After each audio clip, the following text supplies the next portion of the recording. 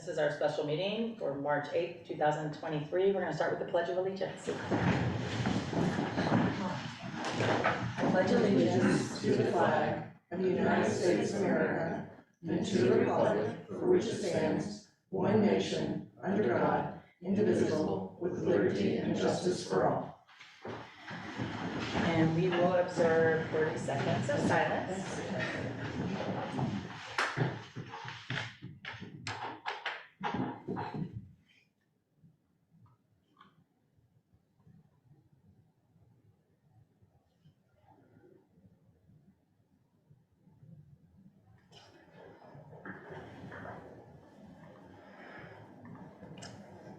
Okay, thank you.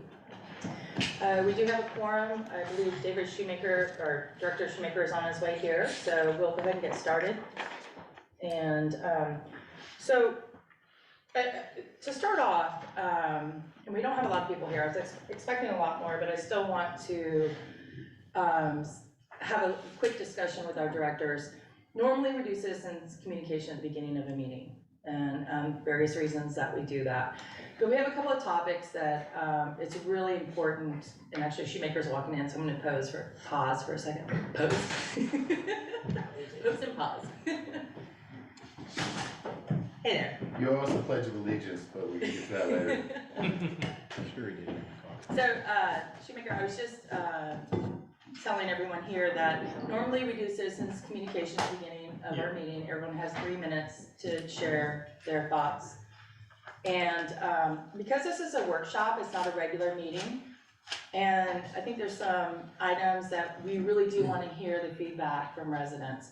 So, and I think there's been a lot of misunderstanding on some stuff.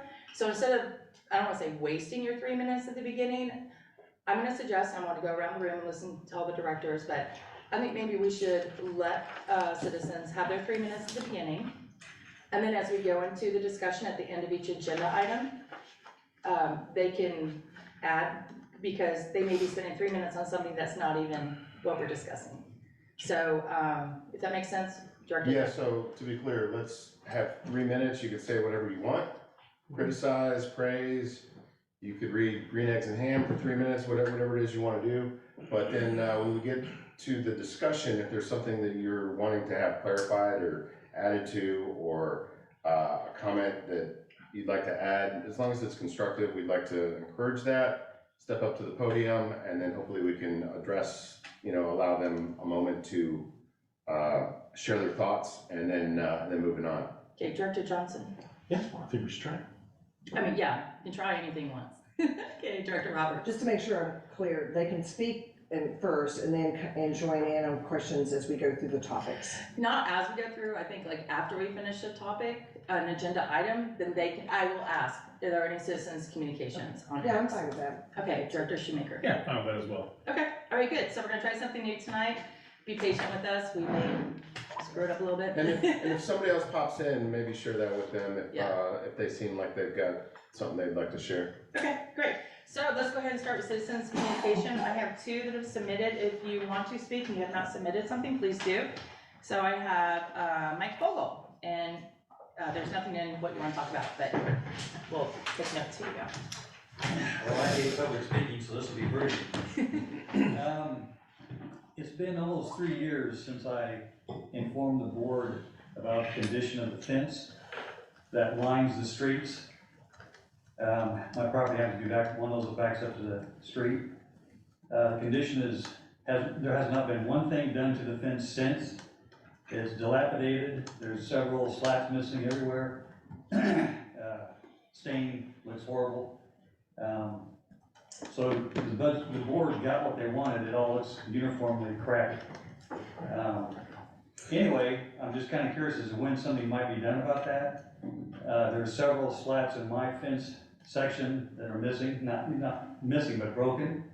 My neighbor's got some broken. There's some across the street, almost everywhere if you look.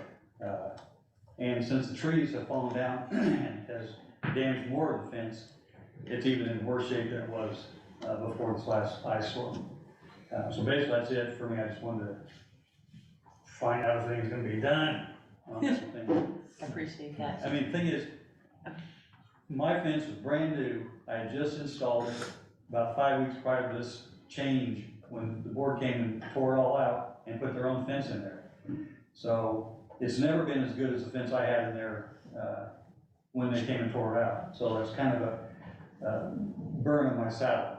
Could you share your address with us? It's here on this form. Okay. Anyway, that's it. All right, thank you. Sir, if I could, it's on the agenda for the next meeting, March 21st, 2nd, March 22nd. 22nd. What's that mean? That's when we can discuss and decide on it. Okay. Thank you. Okay, I was about to say Director McMullen, Mr. McMullen, Stu. I can wait. Okay, yeah, okay, good deal. All right, so, We have McKay. It's McKay. Sorry. I think. I didn't know the procedure, how do I make a comment? I'm not an. you can go ahead and speak, but when you're done, if you'll fill out that form, that would be great. This one? Yes. Yeah. Okay. Alright, so I know we're Oh, talking can you about just tell us your name though? McKay Bradford, Okay. so.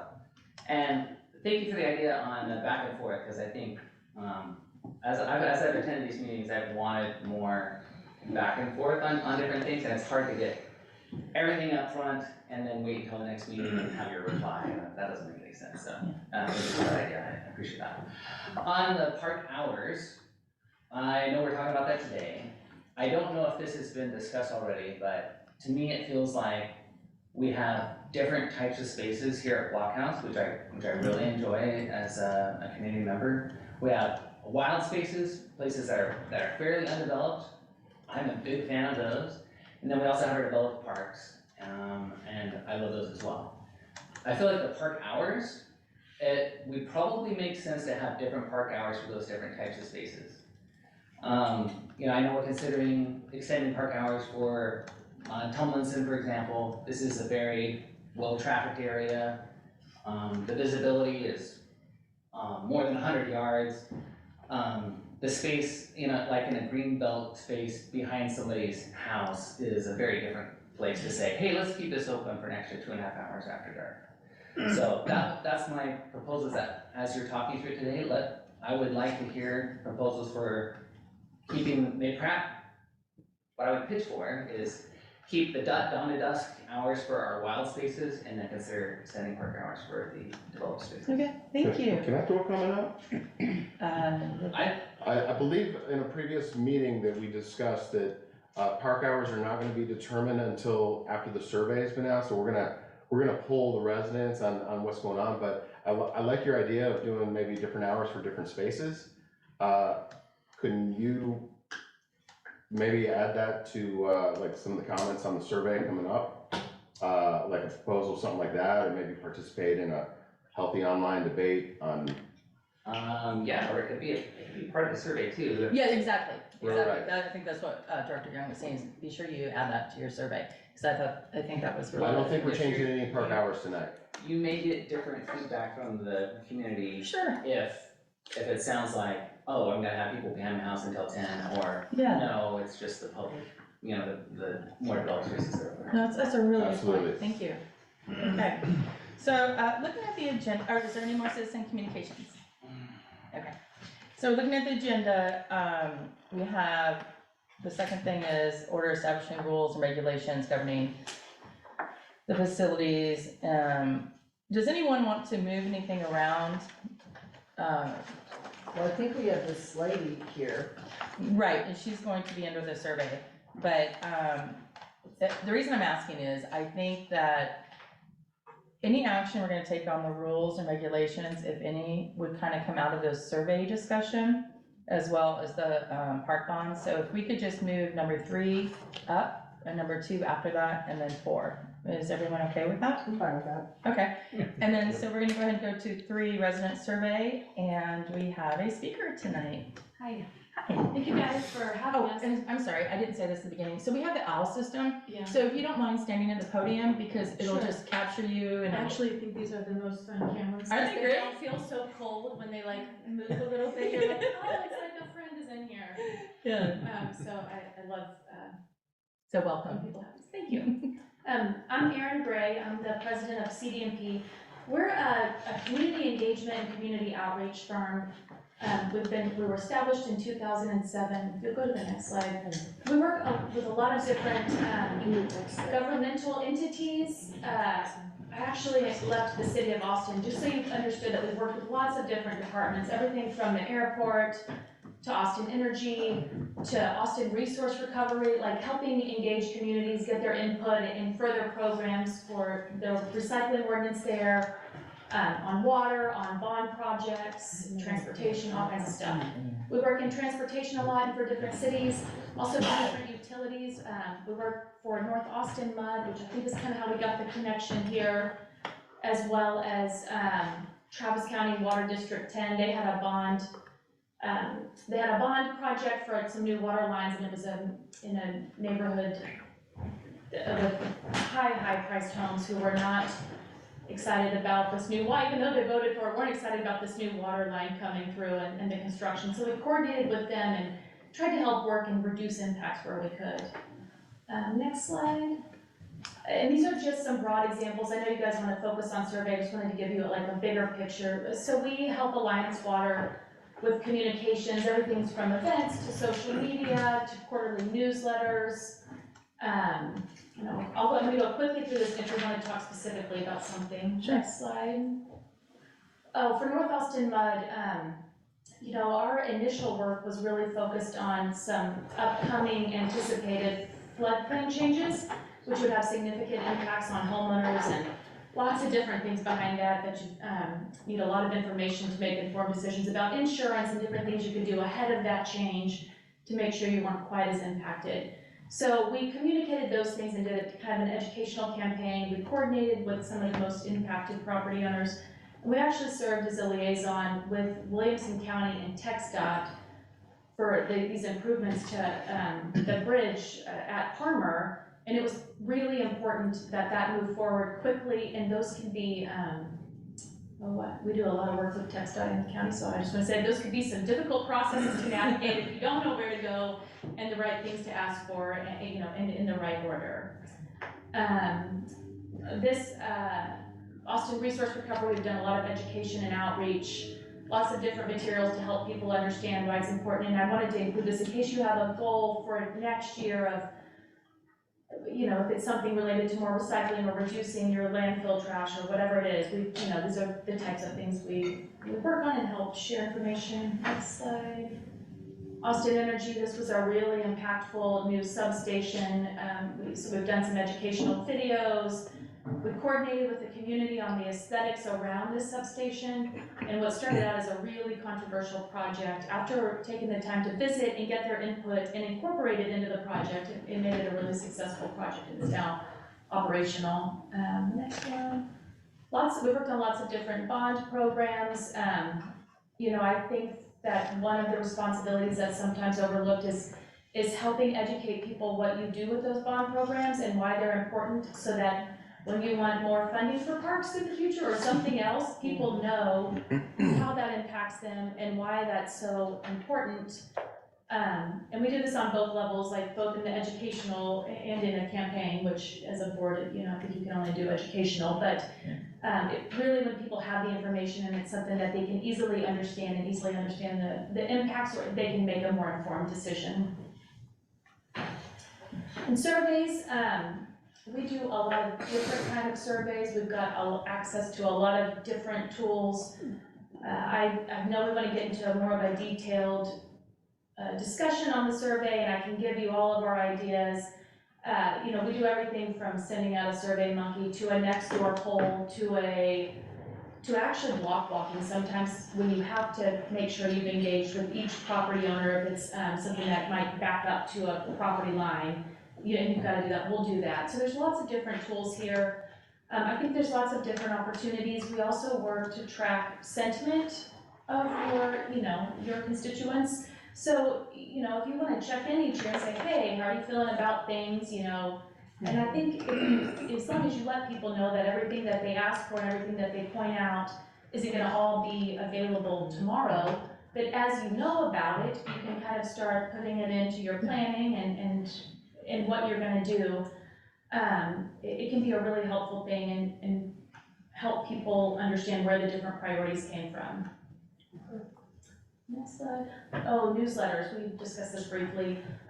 We've got a lot of experience doing different newsletters. We work to make this informational, easy to read, that you can read headlines and bullets, and if you want more in-depth information, you click right through and you can go read paragraphs.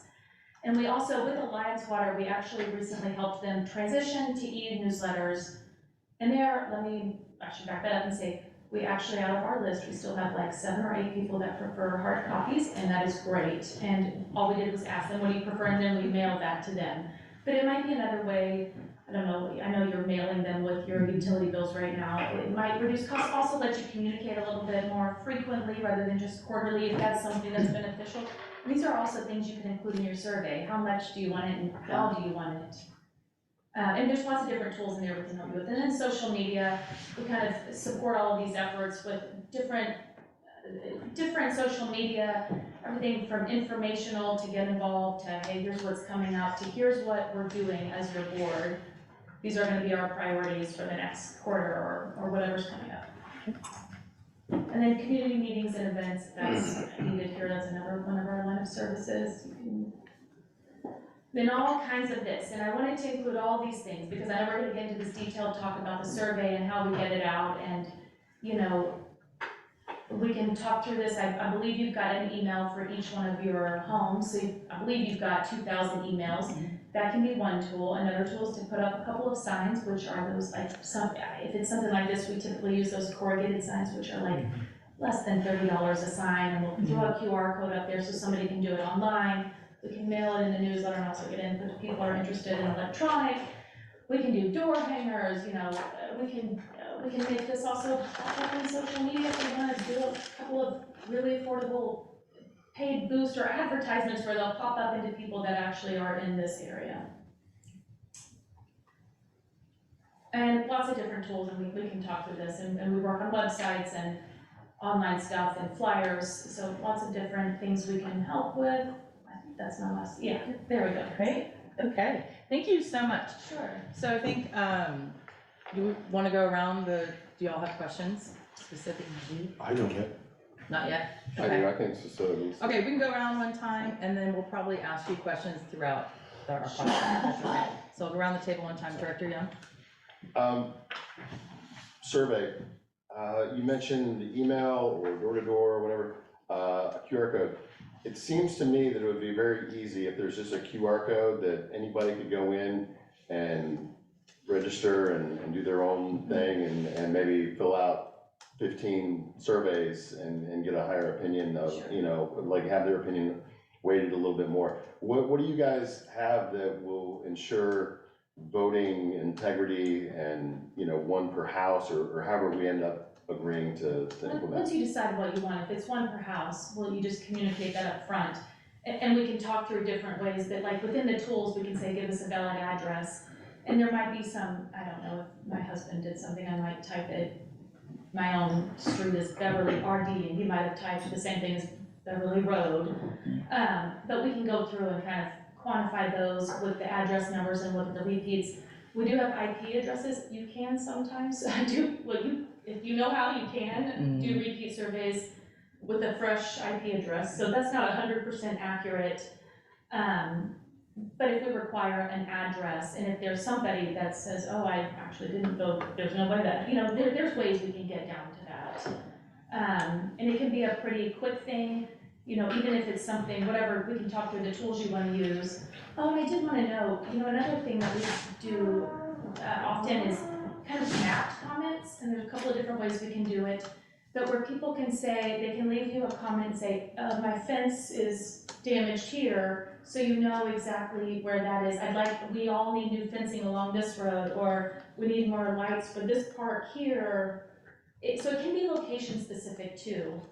But we've got a couple of different tools and we can evaluate that. And I think once you export it into an Excel, it's pretty easy to check. It's not like we're gonna have to go through and, you know, check off each Right. manually. I think we can do it pretty Throw in a pivot table and clearing it up. Okay, good.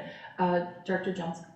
I don't have any questions right now. Okay, Director Roberts? Thank you for the presentation. I do want to know a little bit more about your newsletter. So how do you gather what is the news items? Do you have somebody attend the meeting, or do you remote in or look at the videos that were recorded and kind of get your highlights? Or do we direct you through the GM? I mean, All kinds of different ways, Okay. and I would say, we work with clients and what they have available, and, we looked at a couple of newsletters, and, you're doing a good job collecting the information, getting it out there, and we can just make that simple, or if it's a great big month and we need to be in person for a couple of meetings, because you've got some really big things happening, we can kind of change that, it's just, and it's not that we mind doing either one, we just try to work within budgets, and if you need to bring us in for half a year, because maybe it's a new bond campaign, and we want to stay up and make sure that we've got all of this, quickly, and we can do that and support it that way, or. Well, the nice thing is the OWL, you could even just dial in on the OWL and watch it live, because I think we're gonna be live next month, hopefully. So, okay. Every day we're trying. thank you. Director Shoemaker. Well, the only question I kind of builds on Director Young's question. So y'all mentioned you've got ways to deconflict folks from, trying to get multiple surveys. Does that work if let's say you do an email survey and there's also a QR code? Is your abilities to kind of parse the responses, expand across a survey through multiple format, I guess, in a sense? Yeah, because Okay. it'll all go into the same place. Same to the table, okay. Whether it's a simple Google Yeah. form, or if it's SurveyMonkey, or if it's one of our other tools, it all goes into the same place. And we can even track where people got it, so you also know how you're, maybe nobody uses a sign with a QR code, and it's good to know here that that's not, they already get enough information through your current communication tools. But we can track where it comes from with different links, like the QR code can go to the same survey through a different link, and email can go through another one, or if somebody's accessing it from a printed version, or. I figured back there I'd get confirmation, so thank you. Yeah. That's helpful to know, get confirmation on that. Thank you. Sure, great. So, just two things. One, can you, I just lost my train of thought. I think I'll bring it back. Two important things and I just forgot them. So, okay, why don't we go ahead and go on the agenda, and you can have a seat, and then if we have any questions, we can ask you. Oh, I know, real quick. So I'm assuming that you'll do a report afterwards, after you have a survey, you'll put together a report with graphics and trends and different things like that. Is that part of it? Mhm. Okay. All right. May I ask one final? Mhm. So how do we engage your services? Well, also we can be very flexible here. I prefer the easier routes, and we work with state agencies and things that are federally funded, so we can do any kind of contractual thing. What it sounds like to me is maybe if there's a few things you'd like us to get started on, we can give you a price for those few things, and then build off of that. It seems, my initial, just kind of thinking about this and looking around, it seems like you have a great community and there's a lot of things there, and maybe it's just that you need a few tools built, and then you can keep updating yourselves if you want us to keep doing that, if we want to kind of talk about putting a toolkit together and kind of evaluating how that works and what else you might need, we can certainly do that. Or if it's actual, oftentimes we're acting as an extension of staff for these different entities because there's not a whole lot of staff, and if that's what you need, we can support that as well. So what you're saying is that if we engage your services, then you could actually staff it a little bit more and through the direction of GM and say, okay, I need a newsletter to go out by this month, we get a draft in 2 weeks. We could do that. and the Well, it draft- depends on what we contract with her. Right, that's why I'm asking Yeah. just specifically. Yeah, So so- how would that engage? Do we And just we kind of? can do it on call with a not to exceed if that's the easiest route, Mhm. or if you want it, give us a price to do the survey, get it out there, some extra outreach, if your goal is to hear from 70% of your household, whatever, we can identify the goals there. We can price that out as a piece, or we can do it kind of as a not to exceed. So like an These à la things- carte? Yeah, So it sounds like you're very flexible, so, let's go ahead and move on, and afterwards we can direct the general manager to work with you on our proposal, if that's the route we wanna go. okay, yeah, Thank you. sure. Okay, so let's move on. So the resident survey, So the first thing was the voting methodology, which I think you just described some great options, you know, some different things. I wanna go around the table real quick.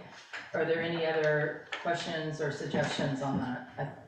I think she kind of covered it, but. Yeah, so, just really quick, all these have my name on there, but I wanted to trigger you guys to start thinking, what kind of ideas you wanna do to put into there, so, voting methodology is not just gonna be either paper or not. I'm concerned that, perhaps homeowners that are not, they're leasing out their property, should they have a say? And then you have the renters, of course, and then, so we get all those. But I think what I would favor is every household gets, the ability to do one survey. And then we could also do like a side, survey that any landlord, property owner here that is leasing it out could also fill it out as well, and then we could, if we got contrasting opinions from the two, then we can deliberate and figure out which direction to go. Follow the people that own the houses or follow the people that are renting them, but. So could that be a simple, give us your address, are you an owner or a renter? Also, you can usually determine that with the appraisal district, and if that mailing address doesn't match the site address, we can get a quick assessment of how many, and again, you pull the information and then you sort it and you say how many of these don't match. So, but I think what I was hearing from Director Young is that we wanna allow the owner as well as the renter to be able to respond to a survey. That'll be in the appraisal district records, because basically, the person who's a renter, they won't show up in the records. We'll have them through our water billing and other systems, but the person on the record on the property is gonna be the property owner. We can check the tax records if we have. So we can even send the property owners a separate link. Or they can request one or something like Or we that. could send them a separate link and then, Oh, okay. so it can be the same, Okay. you can just duplicate whatever survey you do or whatever tool, you just duplicate it. And this one is for property owners who are not currently living. Yeah. And we can just ask them to confirm that that's actually what's happening. So there's a workaround, Mhm. so I'm here, okay, good. So, and then the other thing is, like, if there are 5 registered voters in the household, can they all vote one, or are we gonna just limit it to one per household? I think you need to just limit it to one, because not everybody may have 5 members, and that's kind of taking Right. advantage of the one voter. Right, and I agree with that, so I think moving forward, if we can agree, just nodding our head, every household gets a survey opportunity, and every person that owns the home, gets the ability. Now, let's say somebody owns 10 properties here, do they get 10 votes as a? Yeah, Like, absolutely. my comment is this, I think it's unfair for, an outside owner to have a vote if we're allowing the tenant, because that's a duplicate vote right there. Right. Well, Let's go around, so, you've asked the question. Can I Yes. give you one other thing to Yes, consider please. as you go around? Let's not call it a vote, because if everybody said, let's call it a response, and there is no harm in getting an understanding of what the property owner wants as well as the renters. And if it is significant, we can keep those separate. And then if it is significantly different or something that you guys need to address, we'll come up with another plan. But it's, let's not, sometimes, I'm on some project, people think they're voting, I'm like, no, we have to follow engineering standards here, but just tell us what you want, it's not gonna Right. change. We still need to do this in a safe manner, but let's see what we can add to it here and how we can, Good just point. try to help. So maybe don't think of it as necessarily a vote, Mm-hmm. but like whether it's, we're getting the input from both the renter and the property owner, we can do it separately. If there's something that stands out there, we need to dig deeper, we can do And- that. Thank you, And okay, if- so can we go around? No, I'm fine to Can I go ask a around, I question? just wanna Can I ask a complete question? my thoughts here, and, I just have a quick question, yeah, let's hear and more towards you, but sort of at the same time, everybody else. How do you, so I just did an LISD Yeah. survey, call it. Yeah. And it was clear what the agenda was through the survey, like, the question for Frame to make sure that they got what direction they were pushing, one way or the other. How do you make it arbitrary that, everybody here has an opinion of what they think is gonna be best. How do you go about that and creating a survey that says, okay, we're being completely arbitrary, whatever happens, happens, but we actually care about what people are thinking. We're not trying to push you on a direction, what we think we should do in the neighborhood. So that's a really good question, and we'll get to that in a second, if you Okay, don't mind, that's but fine. I'm glad you brought that up, because I think that is a That's concern fine. for all of us as well, so thank Yeah, no, you. I know you are trying to do what's best, but it's Yeah, fine. yeah, no, but thank you so much. Does he need to identify himself? Yeah, I'll fill out. Like- If you can say your name for the record. Steve Hill. I think you just say your name. Okay. Do I need Okay, to fill so- out forms? So- Yes, so- I can talk later, so. I just think moving forward, one opinion per household, one opinion per owner of the property. And then we can wait, that when we get the data back, we can give it the weight that we feel is appropriate. If, you know, assuming everything's the same, and then it doesn't matter, but it might be interesting to learn something, and then we can deliberate on policy procedures moving forward. So I don't think it hurts to poll everybody, but moving forward, let's go with that as an agreement that's how we intend to move forward. Okay, Director Johnson. I like thinking of it as a vote, or not a vote, not thinking of it as a vote. I think that's good advice, good input, for multiple reasons. I guess I don't have any other comments right now. Sure. Yeah, I'm still chewing on renters versus owners. Okay, all right, that's cool. Okay, Director Roberts. Yeah, so would you be the one that writes the questions so that they're not slanted or biased? I mean, with that, you just kind of get a feel of what the board wants, and then you construct them, and through your professional reputation, you'll know kind of how it doesn't lean and slant to get certain, I mean, that's what I'm asking for, is they all be written neutral so that they're not a biased form of We question. typically try to dig a little bit deeper if, let's say we're gonna get input on something that might impact fees to people, you know, like, hey, this, you know, what do you think about this new amenity, whatever it is.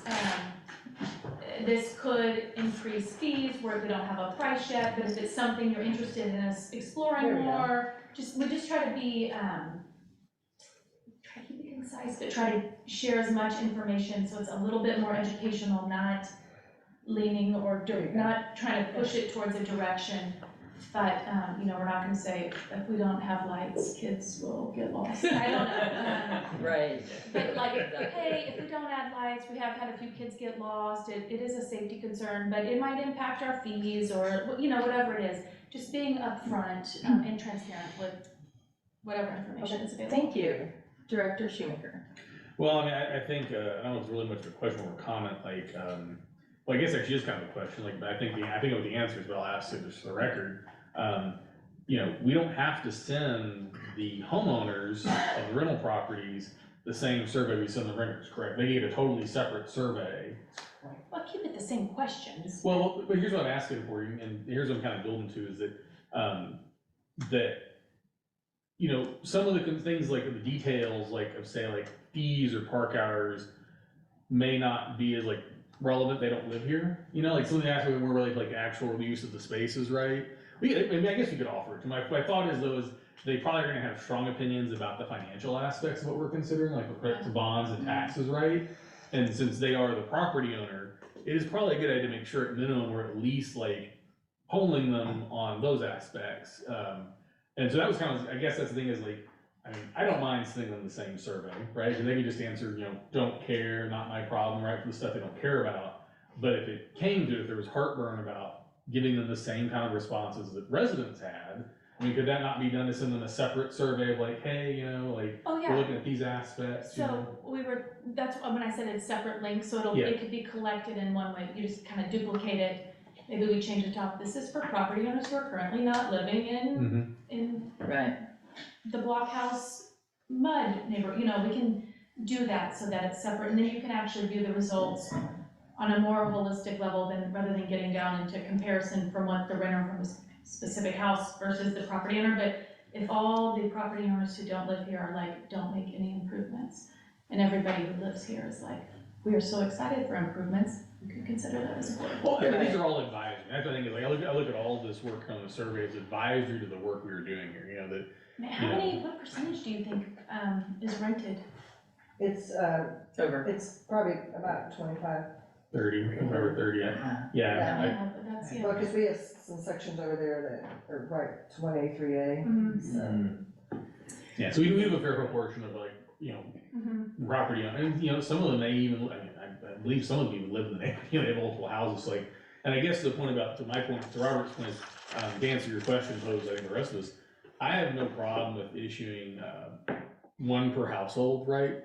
To everybody who's a resident, I think that we should absolutely, at minimum, survey the property owners on anything that affects the fiscal aspects of ownership in Blockhouse, because at the end of the day, the fiscal choices we make will directly affect the rent they charge for those properties, the rate of return on those properties, and if you wanna get far enough out, it's gonna affect how much they're gonna put money into investing into those properties, right? Yeah. I mean, they still have choices, but like, you start making big financial moves, you can start impacting what they're willing to do. Yeah. And that could have a big effect on the neighborhood. So I definitely think we need to ask as many people as possible, about this. I think that trying to ask multiple people in the same house might cause some issues with, trying to like, figure out, like, is it fair that one house gets a lot more responses than another? But I think doing one per household, and I guess I'm of the view, like, I'd like to try to reach out by as many ways as possible, right? If there's a QR code on the sign or social media, an emailed survey, I would kind of like, even if we, depending on the initial response rate,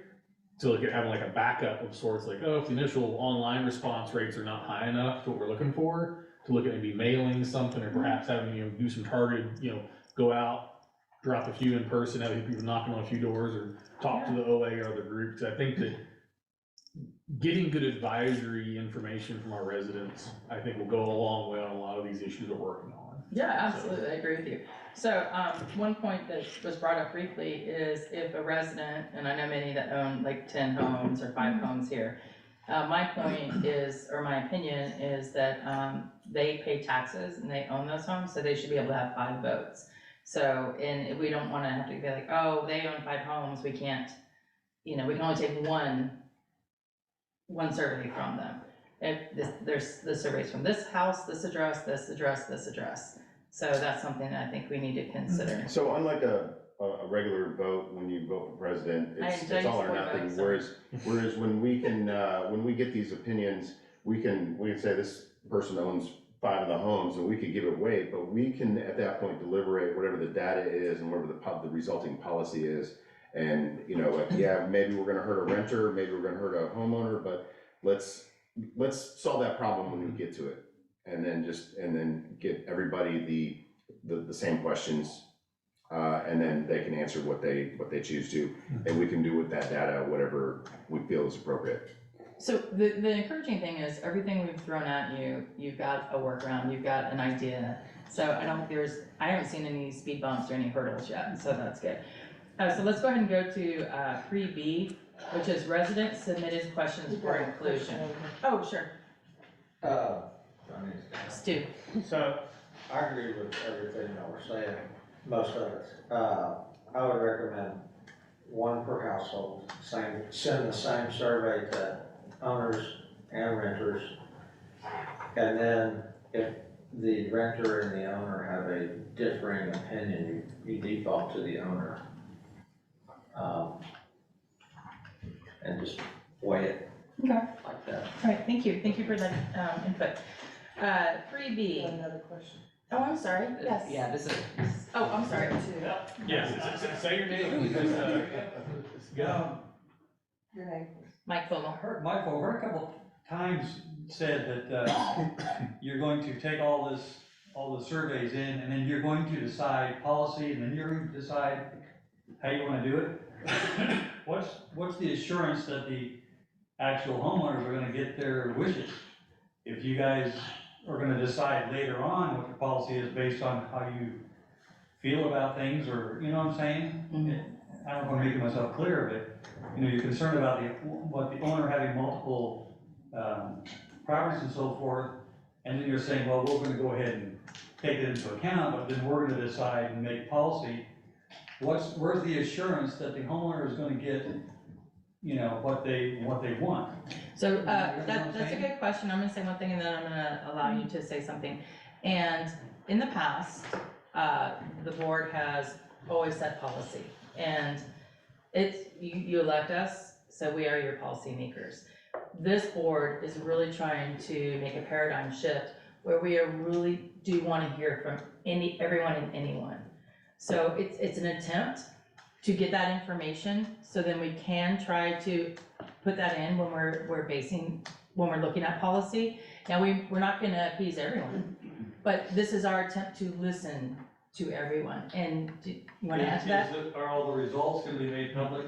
Yes, to everyone? and that was my question to her, is that they'll provide us a report that will show us, We'll see what the owners, I mean, we not name names, but we'll see Yeah. this many owners wanted this, this many owners wanted 90% of people that, so on about and so on, X. this is what the owners wanted, Yeah. you know, okay. We're at the very beginning stages of this, and I would like to have verbal agreement that all results are going to be released to all owners, all everybody. I think everybody can agree that we can do that before setting any policy.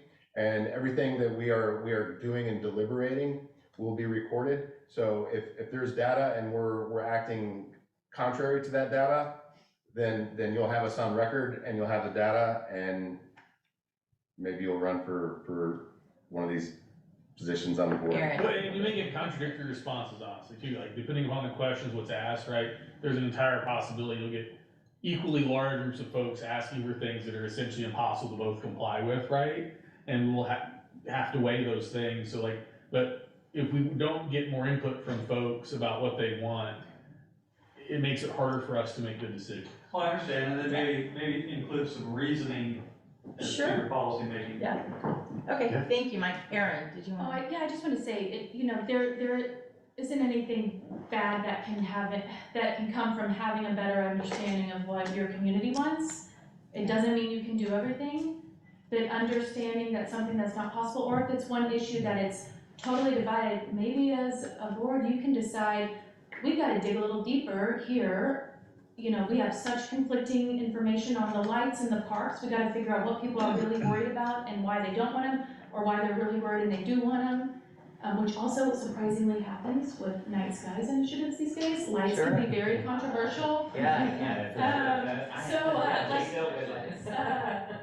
Whatever that comes down to, it just can inform you, and then, you can decide, let's do a little more research, see if we can find some more expensive dark sky compliant light hoods and how we could do that and think through that. And I'm making these things up on what I've. Is it McKay? You're hiding exactly the kind of things I think you'd wanna kind of know about, exactly, so. Is it McKay? Yes. Okay, so I saw you wanted to. Yeah, mine was basically the same question, whether the results would be public, and I guess the follow-up is anonymous, I'm assuming, some like. No.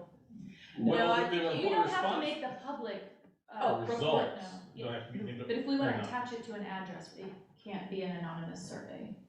So your response won't be anonymous, but what we, the public would be anonymous, right, like aggregated, right?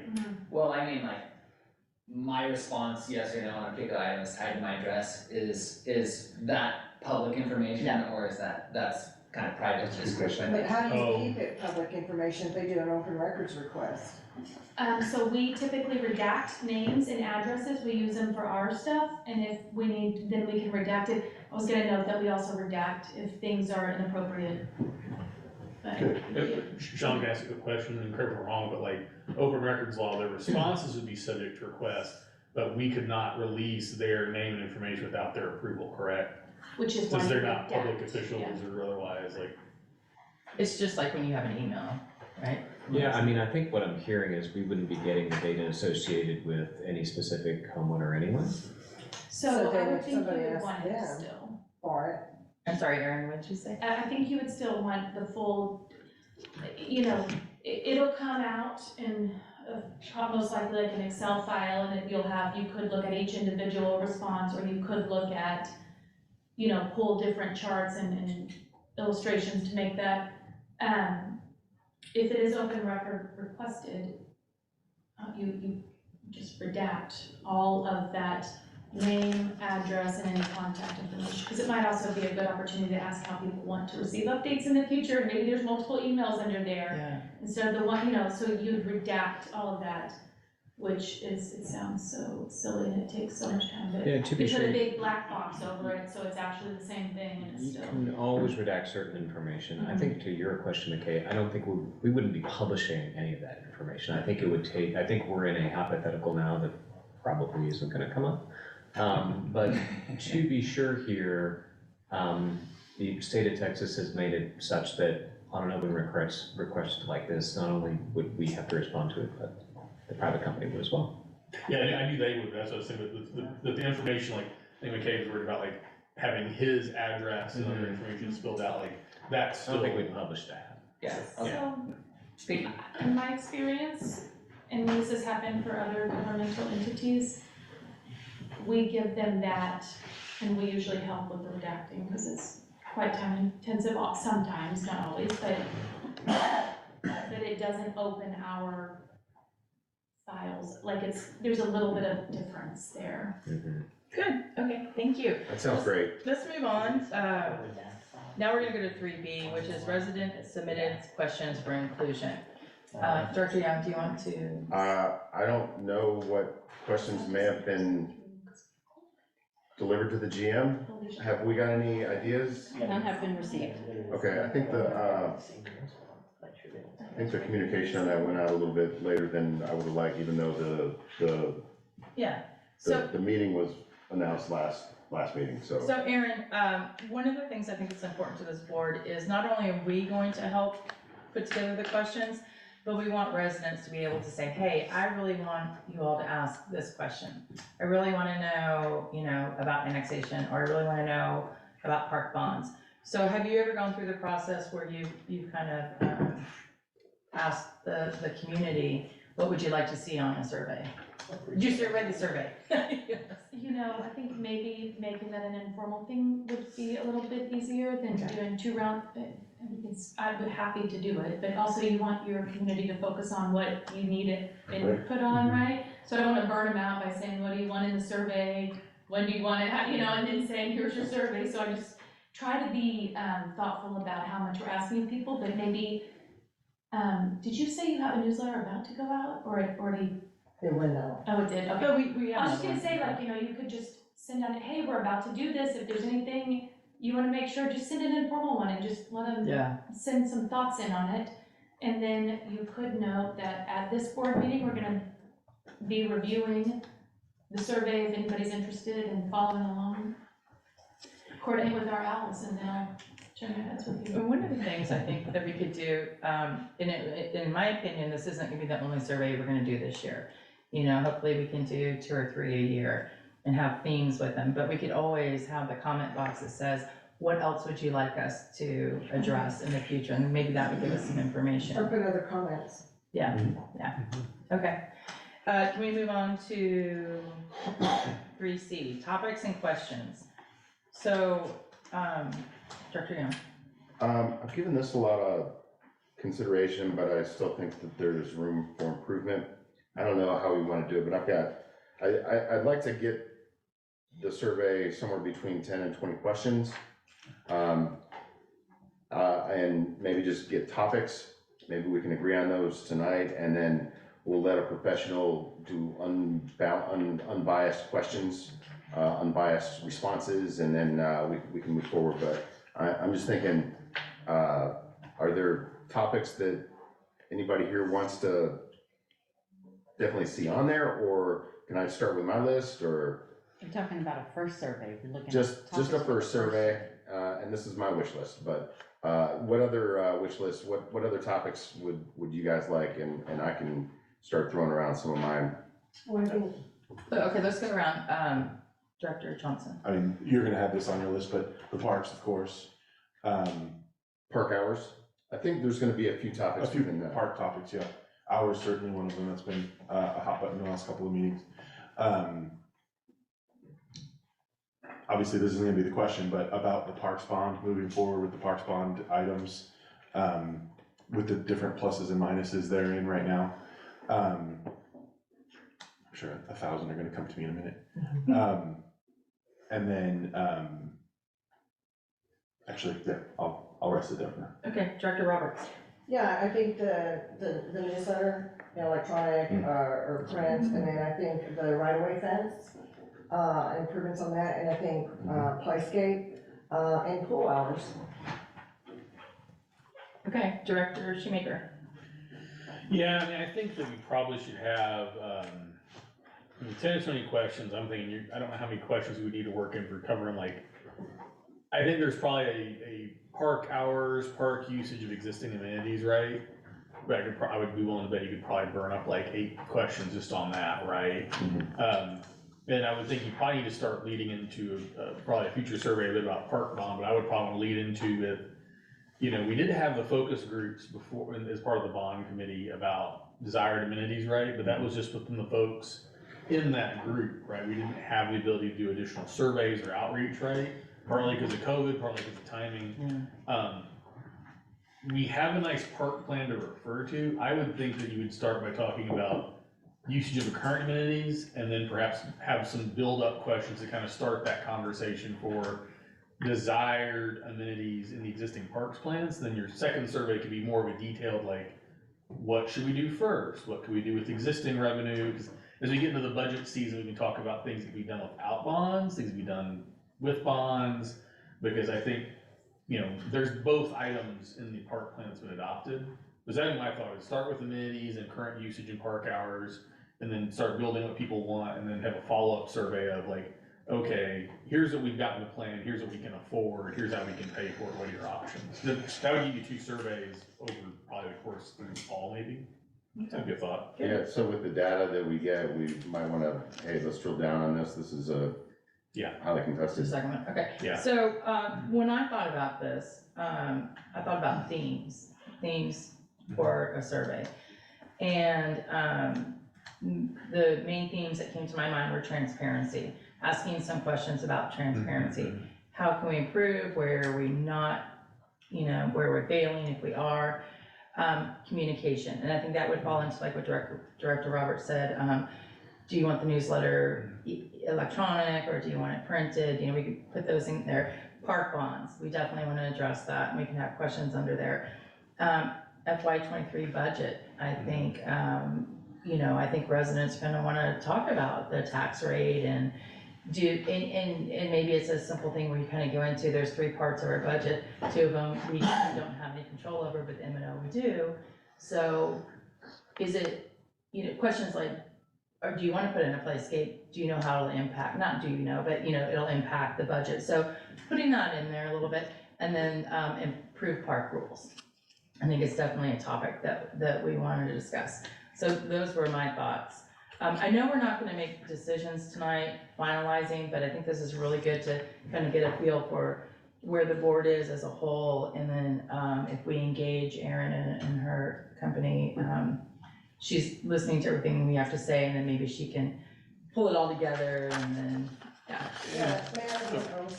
Well, a quick follow-up to your comments, Dr. Logan. You mentioned the budget. One thing we probably would need to survey before we adopt a budget for final is Cedar Park, our fire contract is coming up.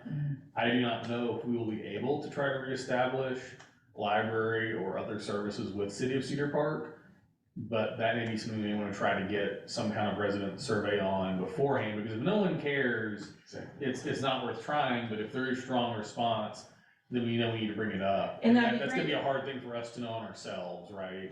And it'd be great to have that survey and those results to go to the chief and say, hey, 90% of our residents are, you know, this is really concerning. Now, we fought that a little bit last time. We weren't successful because they kind of changed it with all their MUDs, but there's no reason that we can't try to do that again. Well, I think that there's strong resident response for either of those items, right? Even if they won't settle on the fire contract, and it's grounds for further negotiation with the city on different purposes. Like that's the thing, is like, if no one cares, it's no reason to bring it up, but if people do. I think people do care. I think so, but Yeah, I'd we've like heard to a get lot some about that. confirmation. Sure, yeah, no, just get it in writing. Director Roberts. Yes, the amenity building, I think we need to add that, because that was one of the bond reasons, and I think we need to see if they want that amenity building. So that would go under park bonds, that would be one of the Right, so questions, that's why I yeah, said, but it's not I think its own specifically, topic. it needs to be a question posed to the residents, do you want this? Because we obviously know the bonds that were passed is not gonna be sufficient to build or replace that building, but I think it's something we need to give them a voice on. So, and in my mind, I was seeing that like, park bonds, you know, possible uses, and we give them like 10 options and rate these. You know, a new playscape. Or a new prioritize addition. these, or Right. say you're not interested in it. Yeah, so I think Okay. that would be something Okay. they need to voice on. Good deal. Can I add something? Yeah. one topic I didn't hear you, no, sorry, do I need to go stand over It helps with Alex, there? Okay, Steve Hill, here we go. One thing I didn't hear was safety and security. I didn't hear anybody bring that up. I see a Williamson County Sheriff drive through my street once every couple weeks now. It used to be almost daily. I'm happy to pay more to have our neighborhood patrol more often, whether it's Williamson County or a private company or whatever. I know storage businesses around town and theft and all bad things like catalytic converters and all those things are occurring more and more and more every single day. And so I think we need to make an exerted effort to say to potential criminals, we are not where you want to be. So that's kind of the first thing. The second thing is, you were talking about fire department, are we able to establish our own fire department? Or is that not okay? It's extremely expensive. Yeah. It would be creating the ESD. Yeah, and so our tax Are we rate. not big enough to do You have it? to Is do that why? billing, buy the Okay. apparatus, you have to set the tax, you gotta get it approved, so this Okay, is more that's- than just going. But it's a good question. It's a good question, I mean, honestly, like, even a lot of ESDs, which control like, little ESDs will cover half the county, right? Yeah. You see them up at the Capitol, a lot of them are struggling because as cities annex territory out of them, they're left covering a lot of territory without the tax base to cover it, and they have some of the sales tax. So do we have to go to Cedar Park or can we go to Williams County or We're in a certificated service area. For what? So So we're in, we're Cedar Park ETJ, so we yeah, have. we're in a certificated service area, correct? So what That's do we how I have to do? understood On the fire service? Just with our ETJ, the city of Cedar Park. Why can't we go to Williams County? Well, they don't They don't have a They don't fire. They don't have May I firehouse. ask one clarification real quick, just so that everybody knows, and this is for the board. So now, when 911's called, it may not be a Cedar Park truck that rolls in. They have now made it where it could be Leander. You're paying a shared service. Or Austin even, Yeah. or Pflugerville. If that's the closest person. Yeah, yeah, So and that's a good change. contract just goes to them. Okay, Yeah. that's a good answer. But thank you, and Yeah. security, that's. No, I would pay $20 more a quarter if we patrolled the neighborhood more often. Yeah, Just yeah. because it's, and even like speeding is terrible. I mean, everybody complains about that in the neighborhood. Yeah. I mean, just the minor things that those guys can see or happening on a daily basis is very important to people with kids and stuff. Yeah. So, One thing I just wanted to share with you is, you may not see them on your street, you know, I don't know if you work from home or whatever, but, a lot of times they're 4-hour shifts and they may be at 3 in the morning because we've no, had a lot I of get that, I vandalism. get that, I Yeah. just, So we have a contract I'd with be them happy with 3 guys on 4-hour shifts at the end of the day, you know what I mean? each day, Sure. yeah. I mean, cause So- you pass that through 2,000 houses. It's- Yeah, so $5 we month do per have a contract with them, and there are X amount of hours that we do contract with them every month. And we do sometimes weigh that with like 4th of July or spring break or whatever, but that's a very valid point. In speeding, we've had many residents, speak to us about that, so. No, I got pulled over a couple of years back and the sheriff was like, hey, you're doing 37 and 30, and I was like, thank you for pulling me over. Appreciate it. She didn't write me a ticket, but I was like, thank you, because that's what you should be doing. But we should add that to the survey, so thank Yeah, you, Steve. thank you. Okay, so, you Well, want me? I'd give everybody a first chance, but I've got my. Yeah, I'd like to hear Robert's. Yeah. And in fact, security patrol is on there, kind of a general question, do we want more, do we want less? Do you wanna pay more, do you wanna pay less? I do think, that branches into, it's easy to say, I want more, I want less, but if it's, $1,000 more per year for every household, that's one thing, and so maybe we need to have some information, on how much, it goes, and maybe give some people some resources published, on the website. So I do wanna address security patrol as one of the things, and just, let's see, before we start committing to anything, let's see where everybody's at on it. I know that, in times past, there have been some comments about pro-annexation to Cedar Park, there's against. I think it would be, a valid thing, like, what are your thoughts on annexation? Here's the tax rate, and, here's, all the different things that'll change, and as long as it's objective, in the data that we present, on the website, we can see where everybody's at. And if it's 99 one way and 1% the other way, let's put it to rest for good. But if it's 50-50, then, you know, it's an open issue and maybe revisit it a year later. May I add one thing to that comment too, real quick on the annexation? I think in that is if it was to be voted by the residents to be annexed, do they want to create a special limited district as well? To maintain and operate the parks? Just kind of a Which we sub need. question. We need Right. to educate them on what that is. And that would be included in the question, like, hey, you wanna learn more about this? If you do, Take a look yeah. at some of these, and we also wanna make sure to be giving unbiased data to residents as best we can, so. Which is hopefully- Aaron's expertise. So I just wanted to add a footnote to the annexation. Y'all still have bond payments for 5 more years. Yeah. So there would be no talk of annexation by the city until all that debt was paid off. Right, we're right, and this is not something that we would immediately enact, but if 90% of people say, let's get annexed, then maybe we focus on paying down the debt quicker and having a vote and asking Cedar Park if they wanna love us. Can I ask, Mr. Fogel has a question. They may not. Yeah. Right. Exactly, that's the only thing I'm cautioning, that, you know, in the current law, there's no way to like Yeah. force our way in. Right. Okay, Mr. Fogel. I don't know if this is the proper time, we're talking about topics for the survey, is that what we're doing right now? Correct. Yes. What about things like water quality? Mhm.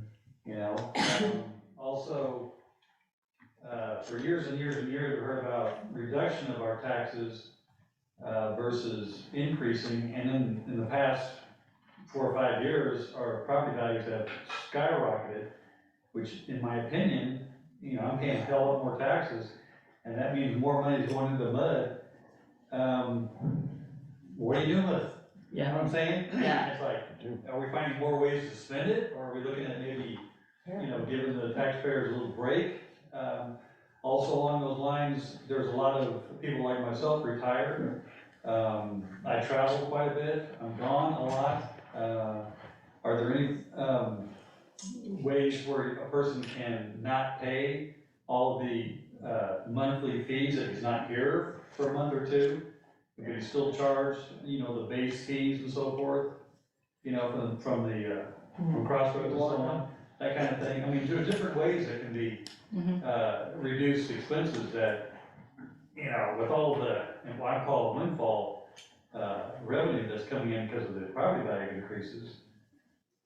Yeah. But water, I think, is a big thing, because I don't know about you guys, the water, I have a filter on my refrigerator, or I couldn't drink that water, period.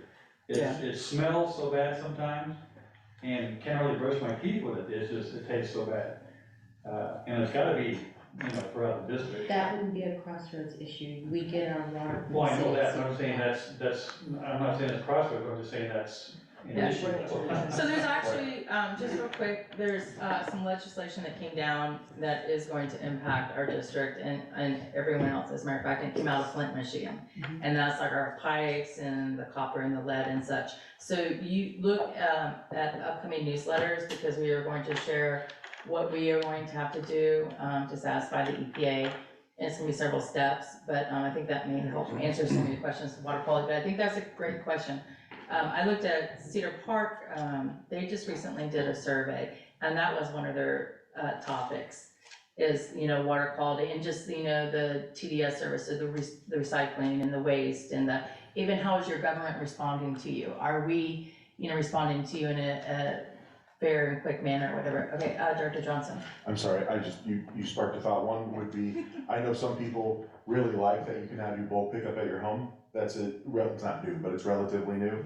Some people I've heard would rather still go to to Jumano, right? So I'd love to know, where does the bulk of the neighborhood feel? Would they rather get the pickup a few times a year? Would they rather get it more times per year than they currently have? That kind of thing. Well, in answering that right off the bat, some of the issue with that is when you call, the TV, trash committee, whatever, Mhm. they think, well, it's gotta be bundled up like this, or it's gotta be like this, gotta be like that, and it's like, holy crap, you know, this is a bulk pickup, and you want us to have it all nice, neat, and pretty for you to, Yeah. you know, it kind of defeats the purpose. Can I add something to that? So we are in the Amazon age. Steve Hill. Steve Hill, sorry. I'm just telling you. It took me till today to catch up on recycling for Christmas with the boxes. And I think if anything, I would be willing to, go to every week back again. Why aren't we encouraging people to try to recycle, even if half their bin's empty? I think the message needs to be, hey, look, at least we're trying, not pile up on the side of your house, hopefully you have a fence, or pile up somewhere until you can finally get your bin or your neighbor's bin filled up with stuff. And so I think that's very, that's a good question that we can add to it. my wife gets very frustrated with me about the whole recycling. Yeah, so we'll definitely add that, because I think that's a good I think feedback to get, but I wanna share with you that when we changed the contract, I was very frustrated because I do recycle a lot. So I actually ordered a second recycle bin, and I pay that out of my own, I didn't know yeah. you could do that. Yeah, so I pay Oh, like that's $15 a month to have that. I didn't And know believe me, you I could fill do them both up, almost every time, so. No. Okay, so we're That's a gonna good point. go ahead and listen to two more questions, and then I wanna keep moving on, so McKay. I'm just gonna second the suggestion on recycling, so maybe publish that, I didn't even know. Well, it was he's my on. next door neighbor, so I take stuff over to him. Well, I do think one thing I'm hearing, Director Logan, is that, separate from the survey, we might have this in the future agenda item. We may need to work on putting some more information on some basic stuff in the neighborhood, Yeah, on the websites that folks are aware, because that may resolve some of these issues. yeah, absolutely, and. On the other side of that, I recycle every single piece of paper, metal, whatever I can possibly do. My trash, my actual dump trash, I don't put out every 2 or 3 weeks maybe. Yeah, My recycling, once a month maybe, at most. So I'm paying for, twice a week, I'm paying for my trash to pick up every week, and it's not out there. I can do once a month on both of them and be just fine. Yeah. I live by myself, whatever, I don't have nearly the trash, so we're kind of carrying some of the load for others that we, you know what I'm saying? Yeah, There's gotta be some that's a kind of good equity in point. there somewhere. Okay, so, Stu has another question, I do wanna try to wrap up this part of this discussion, so we can move on, but Stu. Mine's quick. So, as far as questions go, back in 2006 or 8 or something, we surveyed the neighborhood about changing the zip code from Leander to Cedar Park. And that leads into, we also had access to the Cedar Park Rec Center and the Cedar Park Library. And so Add that to the survey? that would need to, I would vote for that to be on the survey. if I That's could a vote. great suggestion. Yeah, it is. Is that, sorry. When you renegotiate the fire contract, I know that we had discussed that in the past, but they weren't open to it. Yeah, Would that have been Thank you, us Stu. moving to 78613? Yeah. Okay. It's just basically a zip code change and that's it. Well, it's a little bit more than that, the Yeah. postmasters control that. They And have they may to- not release 78641 from Blockhouse, that's why we did not get it, they incorporated in the vote, their survey, they took in Lago Vista and all the other 78641, and it turned into, there's no way, because the postmasters control it. well, we can maybe influence this, so I think that's a great question to Can I add to ask the one survey. last question? If you make it real quick, Steve. So, is there an ability for us to understand what our property values do if we go to Cedar Park versus Leander? Won't do anything. Nothing? It's still under the It's same. still- Yeah, it's appraisal still Williamson district. County So I'm saying appraisal. because we have a Cedar Park address or No, something. No. appraisal district has a lot to do with it. At work, I dealt with a city that's absolutely condensed down by Seabrook, that if they change their zip code, it would change how that works from the city government.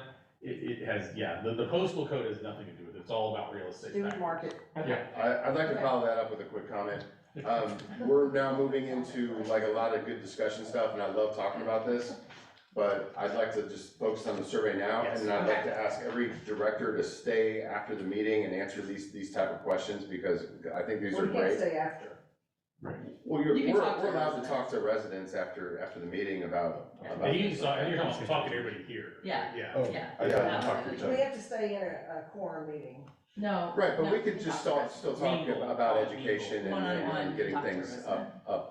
That way, we can just remain focused on the survey type questions, and then, we could still have the conversations, and, one-on-one for stuff like that. Fair enough. Okay, I'm, good, you're good? I just got, Okay, so hold three, on. He's got a couple more I topics. got a couple more. Yeah. Number one, I just wanted to say, like, the TDS, I wanted to add, like, what are the services that we like? Do we want more pickups on the curb? Do we want more? I think that would be a good question, but also I would like to add in, even though this wouldn't be TDS, the branch pickup. What does the community actually feel about it? The ones that want to respond to the questionnaire. And if, you know, if they like that, maybe we should do that on a regular basis whenever, you know, tree trimming is done. I do want to add that Director Young brought up branch pickup a couple of months ago and wanted us to look at that, and then we got the ice storm, and now he has that branch pickup. So I think we can blame you for Can I that. say something real quick? Thank y'all for setting that up. I wanna let y'all know how much we appreciate it. I had 5 dump trailers full of branches. Yeah, we I said. took down a tree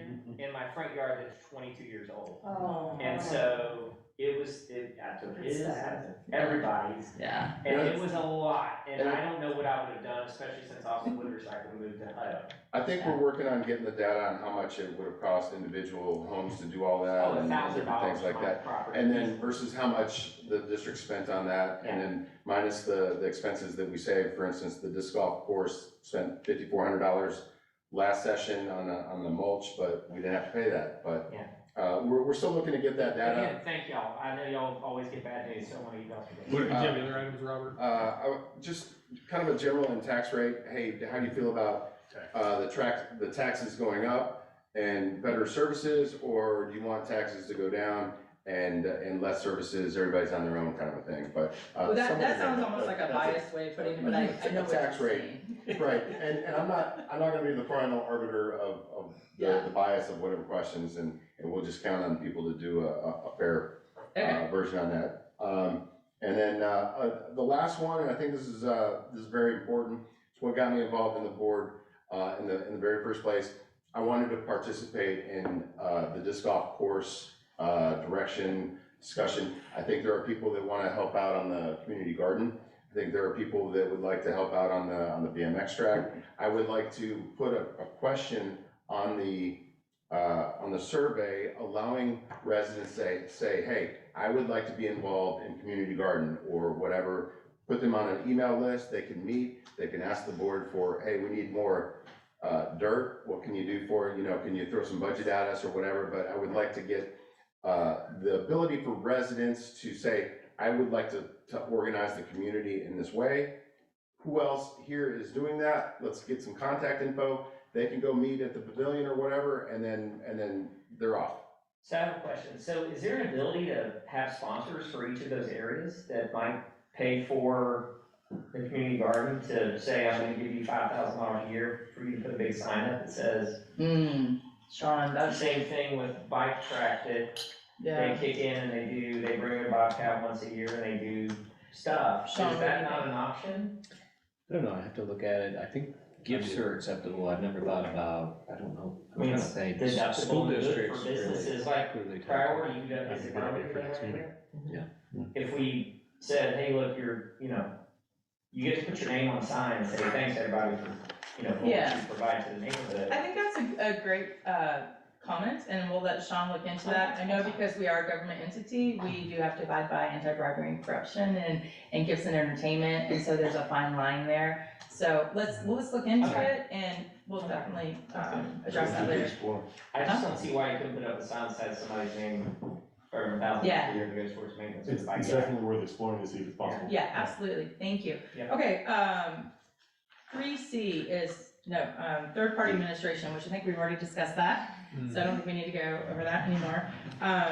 3E, tentative dates. So I think we all know we wanna do a survey. And I think we've got a pretty good idea of how we kind of wanna structure it. And I think we have a good idea of who we want to administrate it. So do we wanna look at like a timeline? I would love to, I don't know how to best do it, but let's put the objectives, let's list the objectives and then throw some tentative dates out there and then adjust it as necessary, delay it as necessary, or move quicker as necessary, but ideally, date whatever, the survey begins. And, 2 weeks later, everybody's needs to have put it in, and then 2 weeks later, we get the results and we share it, and then, we deliberate on that. So absent tentative dates, I'm concerned that it'll get pushed back and pushed back, so, maybe we could just figure out what the steps are, and then, put 2 weeks in between everything, and then adjust as necessary. Dr. Johnson? I'd be interested to know, I think it's pretty clear where we are in the process. In your experience, how long between where we are and when we can send out a survey? I realize it probably depends, but. So, I think it would be best if you were thoughtful about the survey. I'd actually like to put together a couple of questions to back out. You said something about the Cedar Park negotiation, like what is that date? Like, is there some date we need input, like you're about to run up against this? And if not, and I also would like to like kind of prioritize these things, which I need to dig a little bit deeper. The annexation, that is so tricky, and I think most people, in my experience in visiting with people about ETJs and annexations, don't have a good understanding of it. Like, I don't know that this survey, if it's not important until you're done with bonds, like, I might recommend that you postpone that and let's do a little bit of educational effort over the next year, and then let's come back to it. And it like, just what do we need to focus on right now? And I'm picking up what it is, and, But if you're going about timeline, I think the things that are most timeline sensitive are negotiations with Cedar Park over the fire Which is contract September. would be September, so that would have to be kind of resolved. If you want to have anything about budget or tax rate, that will need to be picked up, like where we have results before the summer, like in the summer. And then, park rules, because, you know, we're heading towards peak park usage season, so those would be the three we cross the line, is like, that are time sensitive, like if you know, send a survey out in like September on one of those, like it may not be of much use. Okay. And park bonds, I think that's another one that we want to jump on. So what's the turnaround between today and having the questions ready, everybody's okay with it? Actually, Everybody's a little hurt, but. But we don't even have a proposal from her, so I We think. need to engage her services. Yeah, Okay. so I think the next step is to direct the GM to work with Erin and get a proposal, scope us, you know, I have scope her work. added to the agenda for the 22nd, so she can. Perfect. And she needed to get a feedback of what we were really looking for. so Yeah, she could so she had an really- idea of what- Exactly. Yeah, okay, So Sean will need to look at your agreement as well, so, correct? yeah, always, yeah, okay. So I think we pretty much have talked about the survey. Sir, did you wanna speak tonight? Oh, no, I just came to check it out. Okay, welcome. I was just curious, I know they were gonna talk about the park hours and stuff. Yeah, but okay, thank hear you. what's going on. Okay, so, we pretty much have covered resident survey. Let's go ahead, let's go back to the park rules and regulations. So there is a red line in the packet, and, I guess we're just gonna go around the table and hear what people, how they wanna change it, what they wanna do. So, you know, we keep starting with you, so I'm gonna start with Director Shoemaker. Actually, we can show us off. Yeah, do you mind clarifying just what the red line is? I'm afraid I don't know what it is. Well, we submitted a red line, Was it the park subcommittee? yeah, Yeah, okay, that's what I thought, I just wanted to make sure. that- Yeah, and we have asked for comments for several months now from the directors. So, is there a clean version in there as well? That's what I was actually checking, I Yeah, don't know it's some not, things. just red line. I think it's just red lines. And it's All right, rather intense and a lot of, can we get a clean version of that and then put it on the next meeting agenda? And assuming, like, we can put in our last minute objections at the meeting, we can agree on those, and then move forward with the park Okay. rules? So this is what I'm gonna suggest. This has been on the agenda multiple times. So, a little frustrated, but I'll be okay. Please take a look at that red line. Have Denise send you the Word copy. Redline it yourself. And Sean, please provide us a clean and a redlined version in our March packet. And I want us to vote in March on, and this does not include park hours, okay?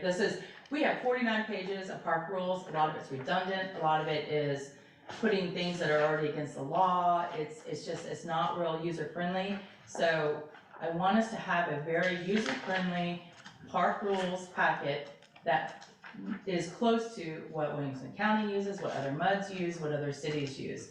So please take that into consideration, and that is homework. And I'm gonna say this, I'm gonna sound like a mom, but in March, at our regular meeting, if you haven't done your homework, or if you don't have it ready, we're moving forward. Can I make one, I don't know if this is really a motion yet, but maybe, one thing I do think, that regardless of the details of the red line, right? Could we, maybe it's not an adoption motion, it needs to be prepared, but, the policies for the parks, probably like generally, or things like that, need to be separate from the rules. The That's- policy need to be available to the residents, right? But that's the thing I did take from the red line, because there were some things I didn't have a particular issue with the redlining itself, but like, particularly with the pool rules, like, the policies need to be available, they should be part of the rules because they're not rules, so, Sean, I don't know, like, is that something I can more of a direction to ask y'all as part of y'all's prep for the next meeting to So I'm just gonna pull add to those that, out? Shoemaker, one of my comments is pull out the policies. Yes, Policies that's all, Yeah. I didn't know, like, as should far not as be like, part of the rules, but we should have a standalone policy on it, I agree with you. but the question I'm asking, I guess, and this may be more a question for Sean, is, also to spare us half like 1 million votes, would it be better perhaps to direct our attorneys to, when they prepare the red line and the version, I guess, because I guess the thing back to ledger, your draft version, you can see the changes, right? You've got the original version, and you've got the clean version you're going to vote to adopt, right? And I guess at minimum, could we at least, if nothing else for next meeting, have a clean set of versions, we could at least adopt, or we separate the policies from the rules and at least start that part of the process, at least, because I want to have those policies be posted to the public and available to the public, but when someone is looking at like the rules to the pool, I don't want them to have to like flip through, or some of the check, like, if that makes sense, but Sean, the question I'm asking you is like, do I need to make a motion to direct that, or can you do that as part of your preparation for next meeting, and then we vote there on the final decision to split those? Can I respond with a question? Yes. Yes, I want to work this out, but there's an even larger macro thing at play here, right? In that, and again, I don't even know how old these park rules are. But it took me, I don't know how intuitive they are. Like the first time I read them, I was like, wait a minute, what? And there's, like on the very first page, you know, you see, oh, okay, there's like one set of rules, but then each section is a different set. And so I think I've heard some commentary that we don't want to have separate, you know, I think to an extent you're gonna have to have some division, but you guys still want to have the format that basically exists here, where you've got, you know, there's a pool section, and then there is a practice field section.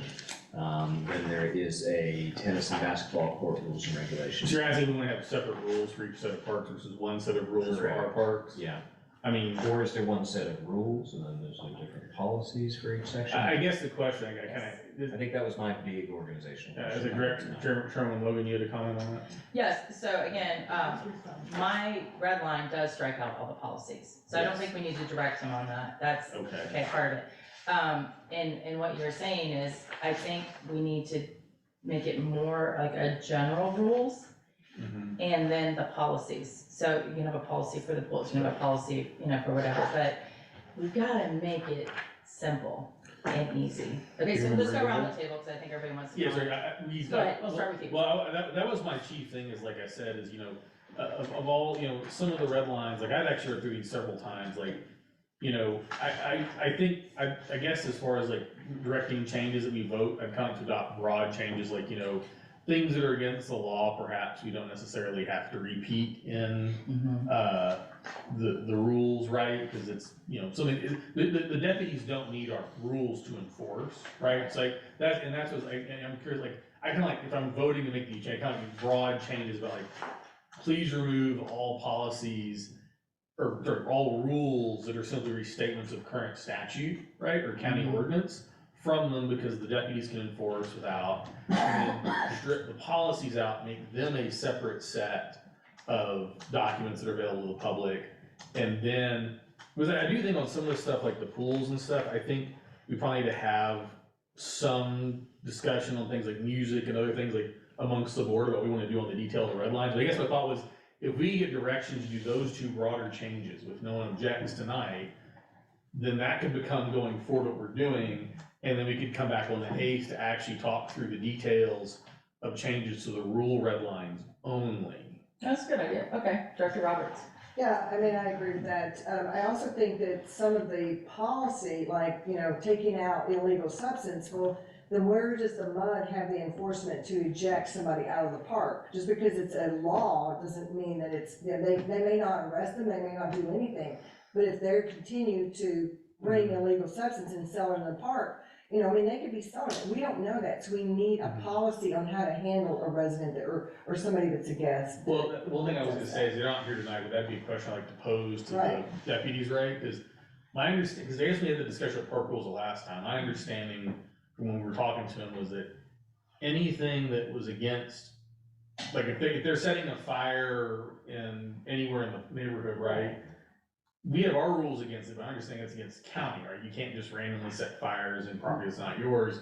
So they can still be like, don't do that because the county, again, the statutes against drugs are state and federal statutes. Like, my point is like in public intoxication and stuff, like, we finally have a clarification of the deputies. My understanding is that absent our policies, right, they can still enforce. Now, if there's some aspect of our policies or rules that are not covered by state or federal or county ordinance, then we might have to have a discussion there. But I think that, that's kind of my thing is, if, for example, the illegal substances, right, like, if the deputies find someone is like, selling marijuana or using cocaine or something else, You can arrest them. they should be able to take care of them without us having the policy. But can we kick them out of the park? But I think He's the gonna be thing is, arrested. that's what I think is Oh, that the but what if deputies. he comes back? You arrest him again. No, but we they have to have- be caught. But the point is, we need probably to call the deputies to deal with that, right?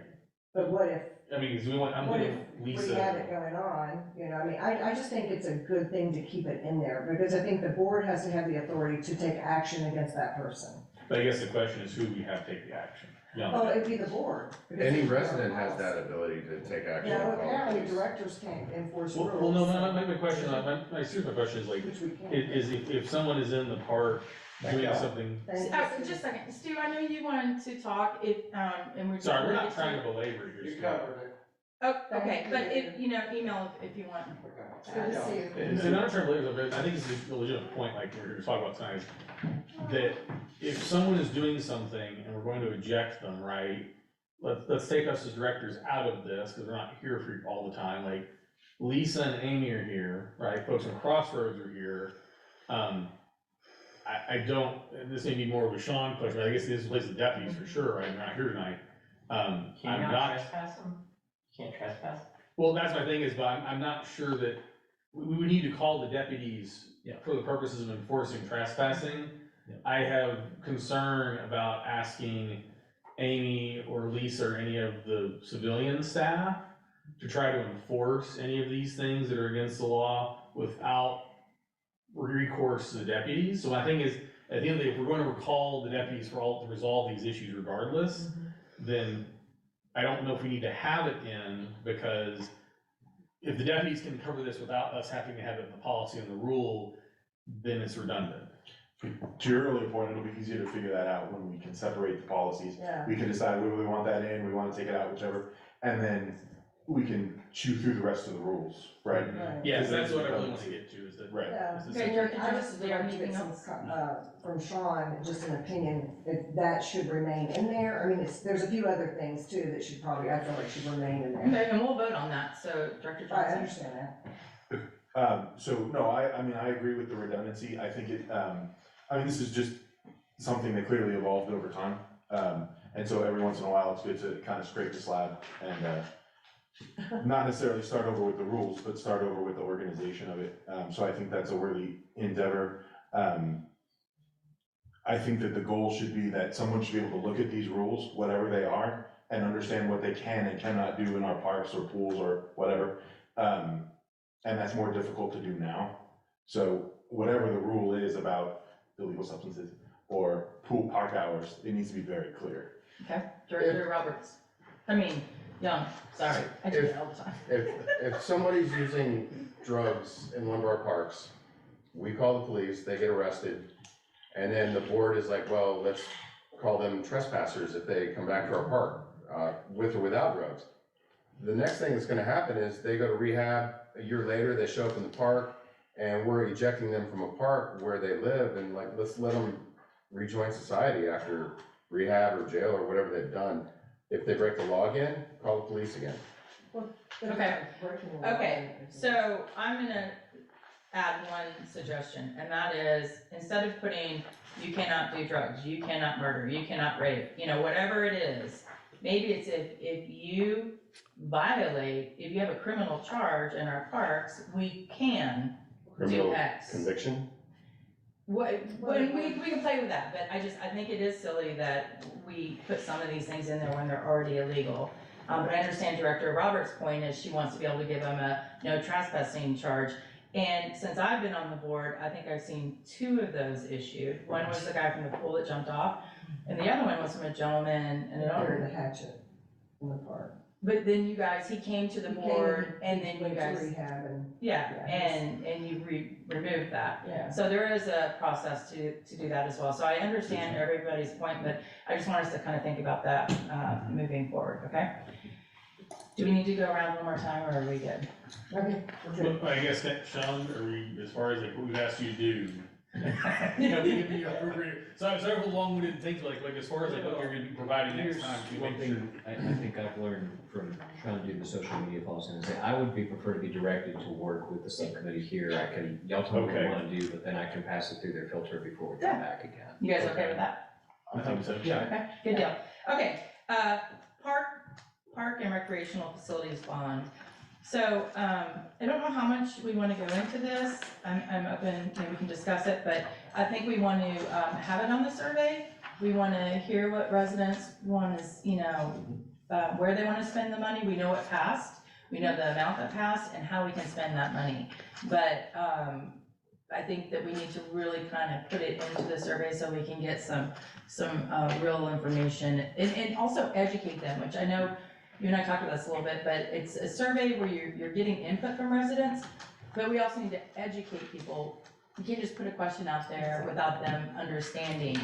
Like she said, for annexation, you've gotta have an explanation about Right. it in the law. You have to state how the process works. Right, and so, you know, we have X amount of dollars, and here are some of the areas, and da-da-da. So, okay, I'm gonna go around one time, hopefully. So, Can I add one thing? Yeah. I do know that when y'all put this out in the survey, the right-of-way fence that you all have talked about cannot be Right. parted out. Yes. Yeah, So- thank you, we understand that. Oh, yeah, no, just That wanted did to fail. throw that out. Thank you. But that could be a good thing to put in the survey, is that Agreed. this bond did fail. So Yes. this bond money is specifically for X, Y. But as Mr. Fogel said, including that as part of the other part of the survey. Yeah, oh, yeah, it can Right. definitely be part of the Yeah, survey, no. just not part of the park bonds. Yes, Yeah, that was Okay. all. Let's go, so the previous board, set budget for us this fiscal year. And so we've got 3 new board members and we've got different priorities and objectives. I know that I've asked quite a bit of Lisa, dirt on the field, fix the stuff. There's a lot of park things going on. I know we spent a lot of money already picking up in the park for the wood. I know there's been a lot out here. My question is I'm gonna direct it at Lisa.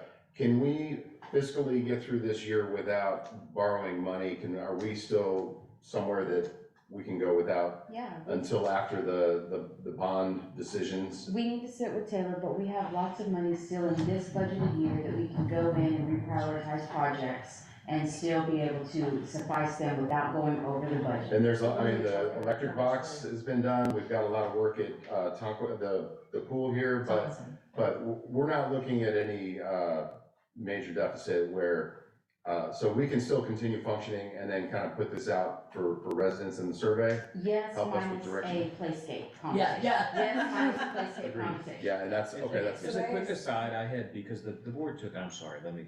I was I'll gonna toss it ask, back to what is the budget amount that you're talking about? Oh, entire budget, right?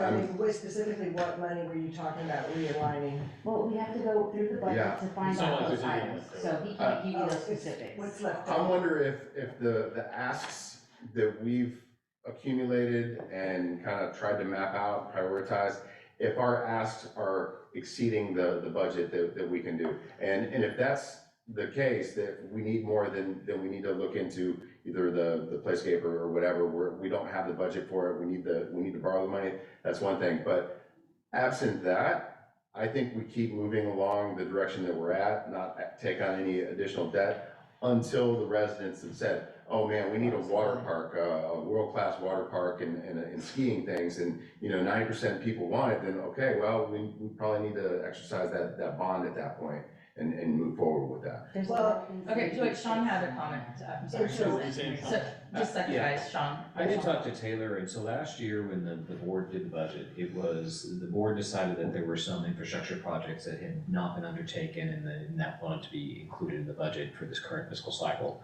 And at that time, the board also decided to spend out of reserves a little bit in order to undertake those projects. Now, all those projects were budgeted. I don't think we've undertaken all of them at this point. But it was a relatively unique and different approach to budgeting, to look at some of the deferred maintenance, quite frankly. And so I asked Taylor if it might make sense, just because we do have 3 new board members, you guys can all read a budget and balance sheet, but it might be good for her to just take 10 minutes to kind of go through the budget, where we stand, what was included, that sort of thing. And Robert, so as a matter of course, typically a MUD would not borrow money on the O&M side. So I think, refresh my memory, but I think we had about 11 and a half, 12 months of operating reserve. That's typically where your FA or bookkeeper wants you to be at. Right. I think even And with the we're now at budget. 9. I didn't know if we're that low, Which okay. we were Well, fine, but that's, Right, but that was Lauren, still okay. to be sure, that's what was been budgeted for. I don't know if we've actually spent that. Right, no, so Yeah, so, With but, the- yeah, same page, but with the nonetheless, budget, I yeah. thought y'all might wanna see what projects specifically got Absolutely. included. And whether or not we actually undertake those during the current fiscal year or something else, but that's also different between what was budgeted and what's actually been spent up to this point. Thank you, Sean, that was very helpful. Okay, Director Johnson. My only feedback would be to make sure that, we need to make sure that we include the price, David Gray's price, estimated price, and make sure that they know their estimates based on data from a few years ago. When we include those items, we wanna make sure that they understand what their wish list of items off of that list is compared to the bond amount, so that they don't think that that bond is gonna cover every single one of those items, Good point. which was not the designation. Director Roberts. So I think we also need to probably get from Carol Palumbo exactly what our responsibilities are and what we're allowed to do according to that election. I think the new board could probably hear from her as well. When I talked to Carol this week, and I'm happy to provide an update, and David, to your point, and for you new board members, it's a great report that Trent put together, but if you are curious, the index at the back, to me, is the best part, it provides pricing for all the recommendations. But you'll note here, in addition to that, the facilities that were included in the essentially, you served on it, I think, you served on it, yes. Stu served on it, sort of the bond advisory committee. And there was a cost summary that was put together at that time. And so those are all noted here on this back thing. So, and within the concept of public finance, so if you go to the very fast one, you'll see there's a bond estimate cost. So you do have some flexibility, and to be sure, the bond proposition that was voted is as wide as you can be, and that allows you to spend in accordance with Section 59, subsection E of the Texas Constitution for those park and recreational bonds. With that said, there is a thing called the contract with the voters that a local government entity makes when you vote for a bond. And so there are some constraints there. There was some sort of general things that were included in the bond. Trail improvements, park improvements, stuff like that. But I did talk to Carol this week with regards to contract with the voter considerations. It is something that the AG's office looks at, so every muni bond that gets issued in the state of Texas goes to the AG's office.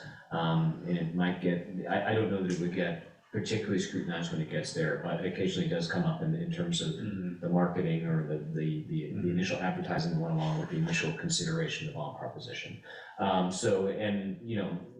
Carol gave me the standard lawyer answer we like to give, it depends. So I think her thought is y'all boil your ideas down and then we can pass them off her and she can kind of be the gatekeeper as to whether or not there might be such considerations.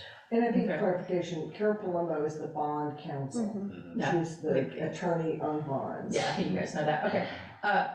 Director Shoemaker, do you have anything else? Yeah, well, I did, briefly, as best I can here, I think that when it comes to the bond here, I think we'd be clear with the voters that this is, no matter what happens, this is gonna be a long-term process, like whether it's in the survey information, right, like, my recollection is even if we approved these at the next meeting and started the ball rolling, we wouldn't get any proceeds, I think, for 6 months to a year, I believe, I think, if, they just, that's like the lead time, even if we started like on the 22nd, right?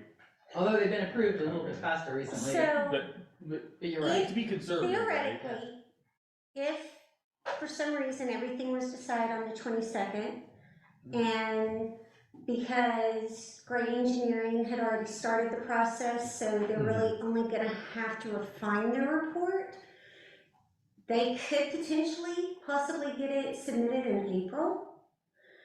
And you could potentially have sold and received funds by the end of the year, by By December. December, okay, Yes. so not quite a year, we call it like 6 months. But it's a process. At Yes. least 6 months, and I guess something to be clear to people that are talking about this stuff is that, you know, the bare minimum lead time to have proceeds is 6 months. And that's not counting any of the work to bid and let the contracts that exceed the thresholds you bid and let, to select those vendors, to do the design work, once those vendors get picked, for them to then do the construction, then, you know, all that works. I mean, you know, that this is out in the future, and I guess that, you know, to something that Robert talked a bit about, and I think is not, you know, I see that we've got some expenses out, you know, we're gonna have to recover the, water tanks, right, with the pressurized water tank and the storage water tank, right? We have a cost with the cleanup, right? Now, we're probably gonna pick up 10% of appraised value just from the function of the appraisal cap, right? Like, they're probably, I don't know if they're gonna hold the values flat, we'll know in about a month. But even if they do though, even if they did, we pick up 10% on the appraisal cap. We have so much deferred appreciation there alone. So we're going to have increasing values, right, regardless of what actually happens in the market. By the way, things are working for all the homesteads. And so I think it's good to talk to folks a bit about what their priorities are, but I don't know if I want to get into the weeds of the cost and stuff. Make clear it's this long range, because I think as we get our budget picture for the next couple of years in resolution, and I guess I'm still concerned about interest rates at the federal level. You know, the Fed is still signaling they may be raising rates, inflation is not doing what they want it to do. Well, bond market's a little radical right now. And I have heartburn about, you know, kind of committing ourselves to, hey, we're gonna potentially issue bonds in 6 months. And, I mean, if this was a more stable environment like it was before COVID, I'd be like, okay, we have a rough, you know, I'm not saying bonds are totally out of hand, right, interest rates, but just simply like, you know, I mean, depending upon what the we've people. seen some leveling off. Yeah, it's definitely getting better. Yes. But that's the thing is, so I guess that's my long-winded way of saying, I think it's good for us to talk about what people are interested in, because some of these smaller projects may be things we can accomplish through M&O funding in the near term. We can be like, hey, we get this out the door faster. Yeah. Whereas, and obviously, there's a balance between what's fun with M&O, kind of a pay-as-you-go basis, and things like the building right, which would have to be done with the bond, right? You know, so that's the thing I think that, so I guess that's my thing is, if anything out of a survey, I think it'd be useful to know maybe what of the smaller items the residents might have interest in, because we might actually be able to kind of get to those the next year or two. And then still be asking the priority, hey, the bigger picture stuff, what do you really want? And be clear, like, these are long lead time, many year out items, right? But if everybody goes, oh, clearly we really want the building right, then we can orient our long-term planning efforts. So, okay, the bond proceeds need to go to the building. We need to kind of build there, whether it's once the current bonds roll off or contemporaneous, like just, but something versus if they want trails, we could probably attack that in chunks where we could bake it and, you know, fit it into the budget as we have money available. Right. So that's a long-winded way of saying, I'd like to have some input on what people want, but I'd like to be careful on making people start trying to price stuff out when, you know, 6 months, maybe more before we got. Along with that long-winded response. Thank you, sorry. And I heard a resident or two say this, is we really need to focus on safety. Mhm. And so when we're looking at, are we gonna build a new building versus are we gonna replace a playscape that's not safe and we may need to take it down? Or well, we can't talk about the fence, but, you know, other things. And I don't know how we put that in the survey without like trying to, you know, influence it, but that is something that I think at least the board needs to, hopefully that will drive us, is safety, as opposed to nice, shiny, bright things. So I something to think actually would say that if that's something you have to do as a board and that's your responsibility, I don't even think I'd ask the question. If you need to remove that playscape, Mhm. I would ask, prioritize a playscape over a trail. Okay.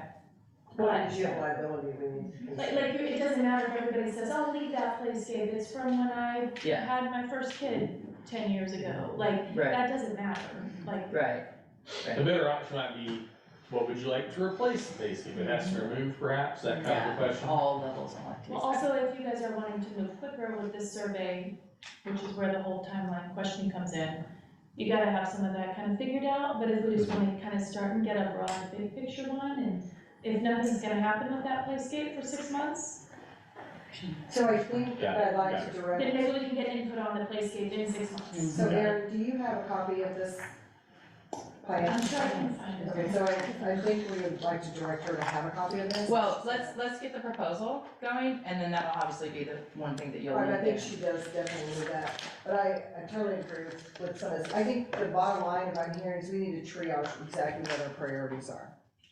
Okay, so, I think we've covered everything. Is there anything else that anyone wants to, I'm gonna go around one more time, just, I think we need a proposal for the, Yeah, we've however already- many proposals. she's already been Okay, with it. and then, also for the newsletter, but, yeah, that's a separate thing. I'm good with that. Okay, actually, before I ask the board for their last comments tonight, the residents here, I'm thrilled you guys are here. I wish there were 10 times as many of y'all here, but this lease is manageable, but everything that, The next meeting. but everything that you have shared with us is really important, so I wanna let each of you speak one more time, if there's anything just in closing you wanted to share with us. You good? Okay. Real briefly, I know I've been here all night. McKay Bradford, hey, thank you for the new format and allowing us to contribute as the meeting goes along. I've been to several of these, this has been the most engaged, meeting that I've been to. And I feel like my input has been heard and I've been a part, I feel like I've been able to be a part of things. So, thank you very much. I do wanna clarify one thing I said earlier, I was talking about anonymity on the survey results. I was thinking about multiple things there. One is being called out as an individual, but I do actually like the ability to sort of look back and say, hey, did my vote get counted? Did that thing that I sent in? So, on one hand, I don't like being singled out, on the other hand, I do wanna be able to see. Not a vote. I don't know. I know, Preference, these are all preferences. You guys vote, they share their preferences. I misspoke, you're right. But I do like, being a kind of a check on process of perhaps, because your map idea was what got me thinking about this. Perhaps you can have results that are sort of aggregated to you, we have 5 respondents in this general area and this is how they broke down, or I don't know, something along those lines. What I'm hearing right now, I don't know that you wanna take that, I don't know that we want to, that there's extra expense there, and what I'm hearing on the priorities, I don't know that this is the right time for a mapping. So But maybe down the And road. it is more costly, and the mapping survey isn't about mapping results. What did you mean? It's about saying, this tree right here, it's about like getting input on that site, it's like, you can say, the door to this building needs something, this tree over here in this area needs something, this light's been out, my fence here, I hate this sign, it's falling apart, like, it's whatever it is. Yeah. Yeah, well, no, thank you, and we'll talk through how we want the results. Yes, okay, Steve, you have anything? No, Okay. lock me in up. Yes, I do, I'm sorry, your name? oh, my name, Giovanni Castellaso. If you give them the podium, it can't pick you up on the owl that's recording the meeting. What's The that? black podium in front of you. Oh, okay, sorry about that. Yeah, so I was just here to try it, I mean, I've never been involved in one of these things, but one of the things that caught my eyes was the discussion on next door about the park and all that. So I just kinda wanted to see what it was, and I would love to get some more information on how to be involved and maybe putting an input on that. Yeah. Cause from what I saw, it's great that there's, the mindset of let's try to be more inclusive, and that's a great notion and all, but it's kinda sometimes backfires. And I kinda noticed that during the brush pickup, because it was great that we were able to, I mean, I did. I saw you so many times. Yeah, we ended up doing 19 houses, just around the neighborhood, picking that stuff up. But there was still about 12 houses that we weren't able to do because it was open so much. Businesses were allowed to drop off stuff. Businesses, and they were. They even posted pictures of the site saying, hey, look what I'm dropping off. And it's great that it was an, I think once it became a business, they shouldn't be allowed to do that because there was still houses that I wasn't able to drop off because it was already full. The residents were actually following the businesses and they were coming in saying I hired them, this is my address, and that's the reason they're going in. So I actually managed the front of that as well, I know Yeah. that board members did too, so we were checking IDs. I had residents that actually turned away businesses that did come from Austin, that we turned away, but we did see businesses come in. Residents literally paid them to come and remove the stuff, they didn't own trucks, but they would come and follow behind them, they'd park on the Or side. they'd be in the passenger seat. Or they, Yeah. or they even go in with them and actually help them unload, so. Right, and I did see some of that, but I saw a bunch of not being asked. I mean, me personally, my personal experience was I was never asked. And I mean, I at was the very first end. tackled when I came. Yeah, I wasn't asked, I think I did you ask, saw me. and I saw you I offered the multiple times. information. Yeah, I said, I yeah. I'm just dropping out for the Yeah. neighbors, and it was left at that. I mean, in Yeah. reality, nobody checked my ID, nobody checked my bill, nobody checked. Well, we did. Right. I don't know when you And came in, but I'm sure that there was a big portion, but Yeah. like I said, there was a pretty good amount, and there's posts all over Nextdoor and Facebook of these businesses that were picking up outside our neighborhood, dropping off here. So, I get it, I understand it was great for our neighborhood, but when we open up too much, then our residents aren't able to use it, and I think that's gonna. Yeah, that's I what I think wanna there get were involved in leaks, this. but moving forward, we're gonna be better prepared to. Right, yeah, have I a completely procedure, and everybody will understand. be used to it. There's no 100% this is the right way to Yeah. do it kind of thing, and it's, learning process all the time, right, life's always like that. But, yes, I kind of just wanna see how to get involved in this thing, cause I would love, Please, longer please. park hours, but I would hate to, as somebody mentioned, safety, of course, is always the first. Yeah, concern. absolutely. Please share your information with the GM, and we can have you on a list and we can contact you and get you more involved. Yeah, so how do, is it just? Yeah, so you can talk to Lisa after the meeting, Okay. if that's okay? And actually, since you did speak, will you please fill out a form behind you, And I'll get your information and from we'll that. turn that in? They're on the clipboard, I think. Is it just this one? Yeah. No. No, it's the form there. Okay, cool. I Okay, should- so I think we're ready to wrap up the meeting. The meeting notes, we didn't vote on anything, so there's nothing to vote on really. I wanna thank everyone. I do wanna mention, that you all appreciated how we did citizens communication today, but this was a workshop and it wasn't our regular meeting. It's gonna be a little more difficult to do this during a regular meeting, cause we have like 40 items usually in our agenda. But we are going to continue to play with this, and if there are hot topics, we can do what we did tonight. So it's just, it's a balance between running an efficient meeting and making sure that we can hear from everyone. Totally understand. Yeah, so, okay, do I have a motion to adjourn? Motion. Second. Second. Thank you. David,